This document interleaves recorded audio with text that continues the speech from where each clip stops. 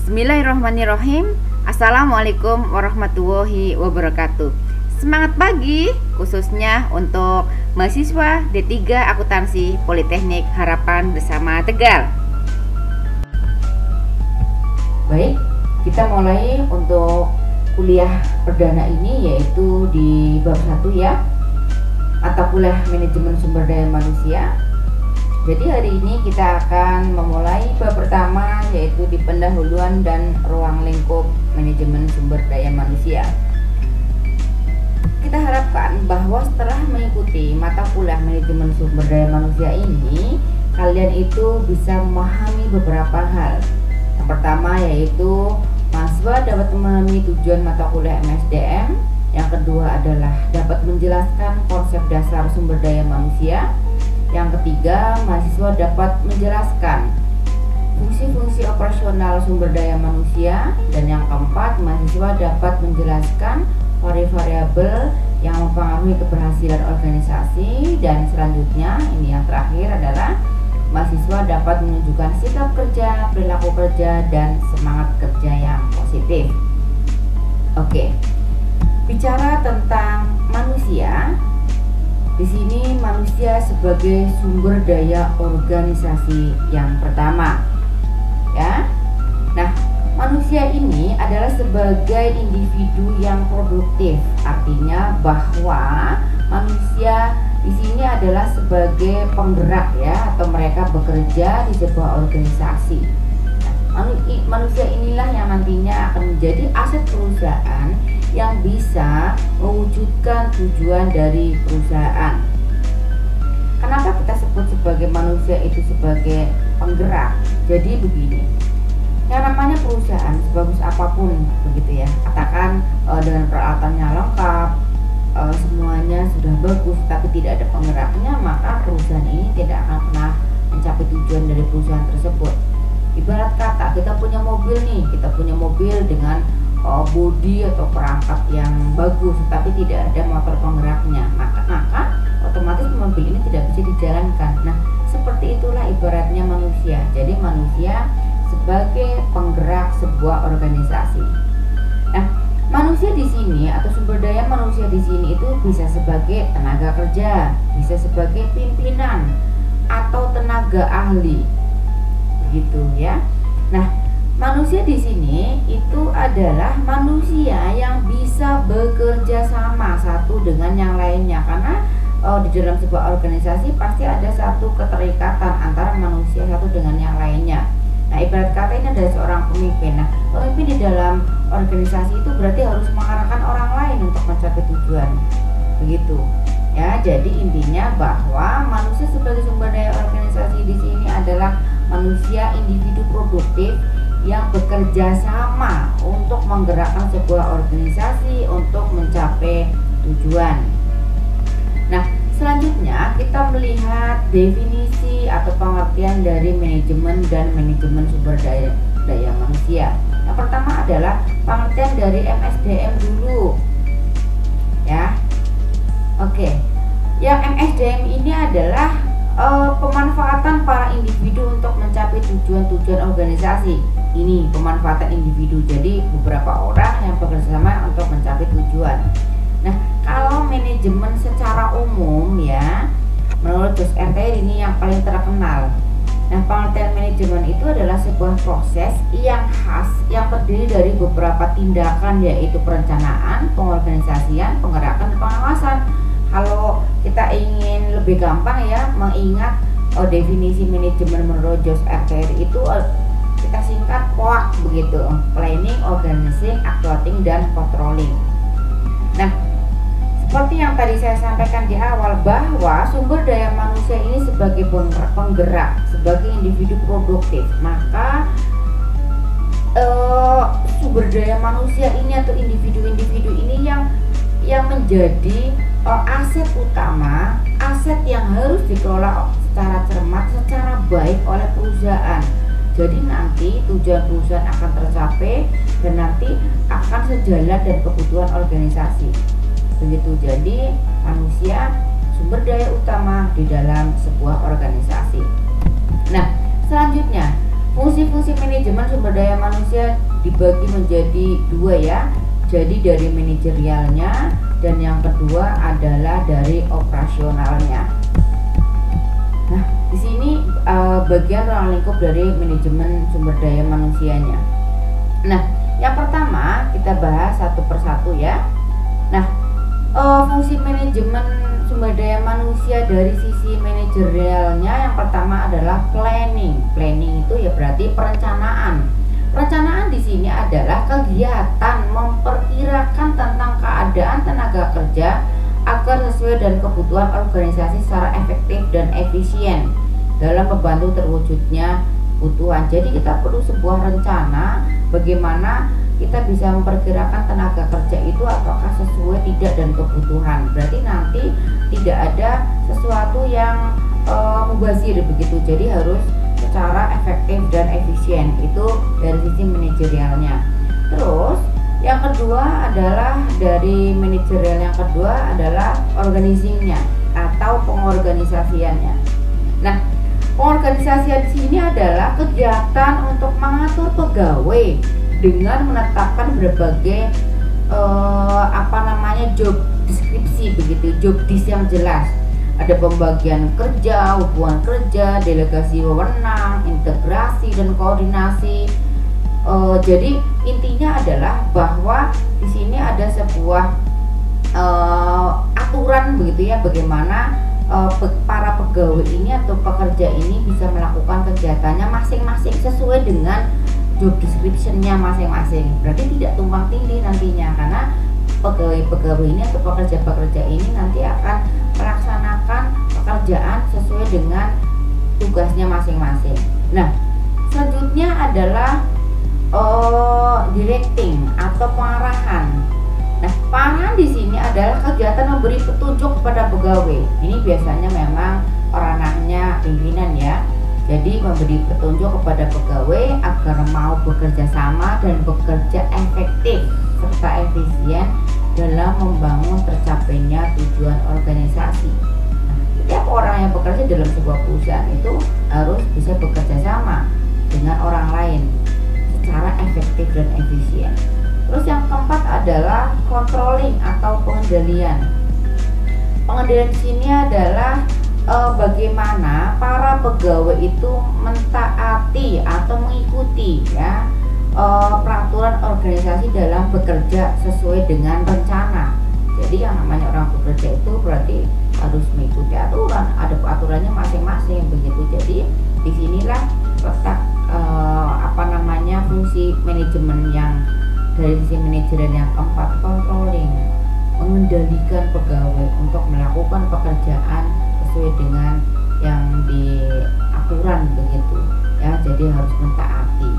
Oke, selanjutnya dari sisi operasional apa saja nih? Banyak ya, lumayan. Dari operasional ada 6: recruitment, development, compensation, integration, dan yang terakhir itu adalah separation. Oke, yang pertama atau pengadaan sama ya, pengadaan. Nah, di sini fungsi operasi manajemen sumber daya manusia yang pertama itu adalah pengadaan. Pengadaan ini berhubungan dengan apa? Dengan mendapatkan jenis dan jumlah tenaga kerja yang penting untuk mencapai tujuan-tujuan organisasi. Nah, fungsi ini berkaitan dengan bagaimana menentukan kebutuhan sumber daya manusia. Dari rekrutmennya, penyeleksian dan penempatan kerja itu adalah pengadaan atau recruitment. Oke, selanjutnya pengembangan atau development. Nah, pengembangan ini adalah jadi setelah tenaga kerja itu diperoleh, begitu mereka itu harus mengalami perkembangan. Jadi tidak monoton begitu ya. Jadi harus bisa meningkatkan skillnya terus menerus. Melalui apa? Melalui pelatihan begitu. Jadi kegiatan ini nantinya artinya bahwa para pegawai ini nanti akan mengikuti perkembangan zaman, tidak hanya monoton. Jadi terus meningkatkan kemampuannya. Itu adalah dari sisi pengembangan atau developmentnya. Oke, selanjutnya kita bicara tentang compensation atau kompensasi. Nah, ini yang paling penting ya, bukan paling penting, tapi yang kita harapkan begitu ya. Karena kompensasi ini adalah sebagai pemberian upah yang cukup dan wajar. Ingat, cukup dan wajar. Berarti harus sesuai dengan peraturan yang berlaku ya. Di sini pemberian upah yang cukup dan wajar kepada tenaga kerja atas kontribusi jasa yang mereka yang sudah laksanakan ya terhadap tujuan organisasi. Penting nggak kira-kira kompensasi? Penting dong ya, karena setiap kali kita bekerja pastinya berharap juga terkait dengan kompensasi atau upah atau gaji yang diberikan begitu. Nah, selanjutnya apa? Selanjutnya adalah integration atau integrasi atau penyatuan begitu. Jadi walaupun sudah menerima pegawai, sudah diterima sebagai pegawai, sudah mengembangkan dan sudah memberikan kompensasi yang memadai, nah perusahaan ini masih menghadapi masalah yang cukup sulit ya, biasanya adalah terkait dengan integrasi atau penyatuan. Jadi dalam hal ini pegawai yang secara individu diminta mengubah pandangannya, kebiasaan yang dilakukan sehari-hari dan sikap atau yang lainnya lah. Intinya bahwa kalau yang tidak sesuai atau kurang menguntungkan perusahaan berarti jangan dilaksanakan begitu. Jadi bagaimana bahwa kalau sudah bekerja berarti harus punya satu persepsi yang sama di perusahaan ini seperti itu, harus ada penyatuan begitulah. Terus selanjutnya adalah maintenance ini adalah perawatan atau pemeliharaan. Jadi diharapkan bahwa karyawan yang sudah bekerja itu harus berusaha untuk mempertahankan dan meningkatkan kondisi yang telah ada, yang sudah ada dipertahankan atau mungkin malah ditingkatkan begitu. Nah, yang ke-6 atau yang terakhir adalah separation ya, atau pemisahan, pelepasan atau pensiun. Nah, ini kalau sudah kerja, sudah lama, sudah waktunya, sudah umurnya ya, maka kita harus menerima tentang pensiun atau pelepasan ini. Jadi seorang karyawan yang mungkin sudah tidak bisa bekerja lagi di organisasi karena beberapa hal, umur dan lain sebagainya, maka hal yang terakhir adalah pemutusan hubungan kerja atau pensiun begitu. Jadi kalau pensiun ini berarti kan pemutusan hubungan kerjanya memang sudah ada waktunya begitu ya. Oke, selanjutnya kita akan membahas tentang perbedaan manajemen sumber daya manusia dengan manajemen personalia. Nah, kalau persamaannya jelas ya, bahwa semuanya tentang mengatur manusia, intinya seperti itu. MSDM mengatur manusia, personalia juga mengatur manusia. Nah, perbedaannya apa? Oke, yang pertama adalah ini dari manajemen personalia terlebih dahulu ya. Nah, manajemen personalia ini terkandung pengertian bahwa karyawan atau personalia hanya dianggap sebagai salah satu faktor produksi saja yang tenaganya harus digunakan secara produktif bagi pencapaian tujuan perusahaan. Sedangkan dalam istilah MSDM terkandung pengertian bahwa karyawan yang ada dalam perusahaan merupakan aset atau kekayaan yang paling berharga atau yang berharga di perusahaan, sehingga harus dipelihara dan dipenuhi kebutuhannya dengan baik. Jadi intinya kalau personalia itu masih klasik ya, masih lama begitu. Jadi hanya produksi saja, terkait produksi saja begitu, secara mikro begitulah.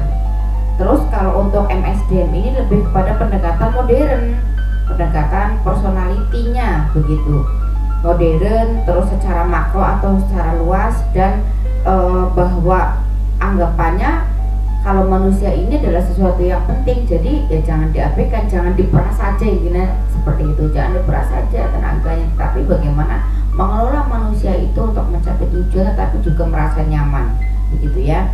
Jadi kalau personalia masih klasik, mikro saja dan terkait dengan produksi.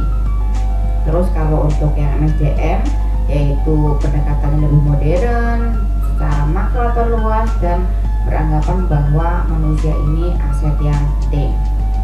Nah, selanjutnya tujuan MSDM itu ada berapa? Tujuan MSDM ini ada 4, yaitu yang pertama adalah tujuan organisasional, yang kedua tujuan fungsional, tujuan kemasyarakatan, dan tujuan personal. Kita bahas satu persatu. Nah, untuk tujuan organisasional Jadi di sini memastikan bahwa manajemen sumber daya manusia berkontribusi pada efektivitas organisasional. Departemen SDM membantu para manajer untuk mencapai tujuan organisasi. Dalam hal ini, para manajer tetap bertanggung jawab penuh atas para bawahannya. Departemen SDM hanya memberikan dukungan dalam hal-hal yang terkait dengan pengelolaan sumber daya manusia ini secara organisasionalnya. Nah, selanjutnya adalah fungsionalnya. Kalau tujuan fungsional hanya menjaga kontribusi Departemen SDM dalam tingkat yang layak bagi kebutuhan organisasi. Sumber daya akan tertuang percuma jika MSDM apa tidak direncanakan. Jadi harus direncanakan secara optimal sesuai dengan kebutuhan organisasi. Nah, selanjutnya adalah tujuan kemasyarakatan. Tujuan kemasyarakatan ini adalah secara etis ya dan sosial, karena kita berkaitan dengan masyarakat luas yang nantinya kalau kita punya perusahaan produksi barang atau jasa itu berarti masyarakatnya menikmatinya begitu. Jadi di sini bertujuan untuk secara etis dan sosial merespon terhadap kebutuhan dan tantangan masyarakat melalui tindakan meminimasi dampak negatif, diminimalkanlah dampak negatifnya ya terhadap organisasi. Kegagalan organisasi dalam menggunakan sumber dayanya bagi keuntungan masyarakat dapat menyebabkan hambatan-hambatan. Jadi harus dikelola dengan sebaik-baiknya. Oke, selanjutnya adalah tujuan personal. Di sini membantu para karyawan mencapai tujuan-tujuan pribadi. Sejauh tujuan ini mendorong kontribusi individual bagi organisasi. Nah, tujuan personal bagi karyawan akan tercapai jika para karyawan dipelihara, dipertahankan, dan dimotivasi. Tidak demikian ya, kalau kinerja dan kepuasan karyawan akan menurun dan karyawan bisa meninggalkan organisasi. Jadi kita harus memberikan satu tindakan layak begitu bagi para karyawan agar terus berada di organisasi, terus meningkatkan kinerjanya, terus meningkatkan motivasinya sehingga tujuan perusahaan ini akan tercapai dengan maksimal. Oke, kita lanjutkan ya. Kita nanti akan membahas tentang fungsi SDM nanti secara umumnya begitu ya. Nah, nanti apa saja yang kita bahas di bab berikutnya, yaitu antara lain fungsi MSDM yang pertama yaitu dari sisi persiapan seleksi, yaitu ada analisis dan desain jabatan, perencanaan SDM, rekrutmen dan seleksi. Terus dari sisi pengembangan dan evaluasi ada berapa?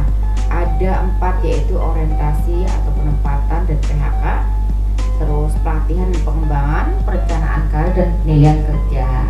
Ini nanti masing-masing kita bahas di pertemuan berikutnya. Ini masing-masing satu bab begitu ya. Jadi untuk pertemuan yang pertama di bab 1 ini ya terkait dengan pendahuluan dan ruang lingkup MSDM sudah selesai. Nanti kita akan bertemu di bab-bab berikutnya terkait dengan persiapan seleksi dan pengembangan dan evaluasi. Terima kasih semuanya. Mudah-mudahan apa yang saya sampaikan bisa diterima dengan baik dan mudah-mudahan bermanfaat untuk kita semua. Terima kasih, terus semangat dan jaga kesehatan ya dimanapun berada. Jangan lupa bahagia. Terima kasih. Saya akhiri. Wassalamualaikum warahmatullahi wabarakatuh.